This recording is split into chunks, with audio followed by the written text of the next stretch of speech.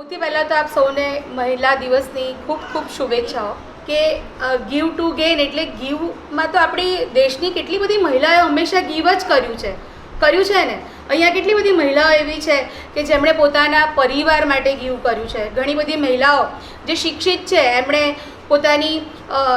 પોતાનું શિક્ષણ છોડ્યું છે ક્યાંક ને ક્યાંક ઘરના દબાવમાં લગ્નો માટે. ઘણી મહિલાઓ અહીંયા કેટલી બધી ટેલેન્ટેડ છે તો કોઈક વાર પોતાના બાળકના ઉછેર માટે આપણે ટેલેન્ટ ગીવ કરવો પડ્યો હોય અને સામે આપણે કેટલું ગેઇન કર્યું. ઘણી બધી મહિલાઓ છે ને અહીંયા કે જેમણે આપ્યું ઘણું બધું છે પણ એમણે પામ્યું કશું નથી. અહીંયા ઉપસ્થિત દરેક મહિલાઓને સૌથી પહેલાં તો એ જ જણાવીશ કે સૌથી પહેલાં શિક્ષણ ખૂબ અને ખૂબ જરૂરી છે. એટલે આજે તમે આરસીટીમાં અહીંયા આવ્યા છો તો સૌથી પહેલાં તો એ નિયમ લઈ લો કે ભલે હું શિક્ષિત નથી પણ હું મારા દીકરા અને દીકરી કે દીકરાને શિક્ષિત જરૂર કરીશ, એમને ડિગ્રી જરૂરથી અપાવીશ અને ત્યારબાદ જ દરેક દીકરીના અને દીકરાના લગ્ન કરાવીશ. એટલે આ દરેકે અહીંયાથી નિયમ લઈને આજે જવાની જરૂર છે. જે મહિલાઓ શિક્ષિત નથી એના માટે આ ગુજરાત સરકાર તરફથી કેટલા સરસ આ આરસીટીમાં તમને નિઃશુલ્કપણે તાલીમ મળી રહી છે.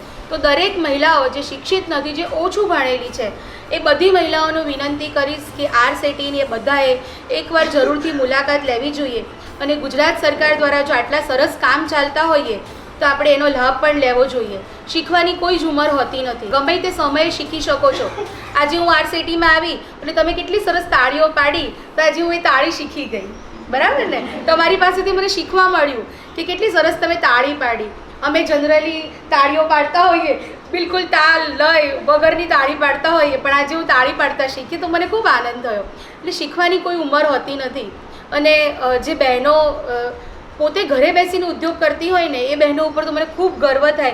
અહીંયા જેટલી પણ બહેનો આવી તો મને ખૂબ આનંદ થયો કે તમે લોકો તમારા પગ ઉપર ઊભા છો.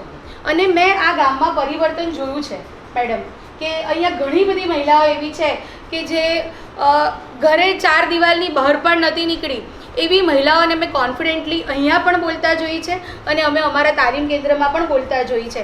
અને જ્યારે મહિલાઓ મને કહે ને કે મેડમ હવે અમે કમાઈએ છીએ, અમે આ ઉદ્યોગ કરીએ છીએ તો બહુ જ આનંદ થાય છે.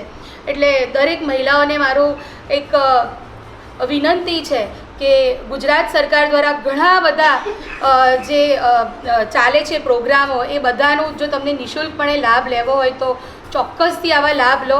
અને પોતાનામાં જે મેડમે કીધું એમ કે જ્યારે આપણે પોતે કંઈક હોઈએ ને તો ઘરમાં આપણો અવાજ સંભળાતો હોય છે, એમ દરેક મહિલાએ આજના જે જનરેશન પ્રમાણે તો બધાને ખબર છે કે એક વ્યક્તિથી ઘર પૂરું થતું નથી. તો દરેક મહિલાઓએ ઘરે બેસીને નાના નાના ઉદ્યોગ કરવા જ જોઈએ.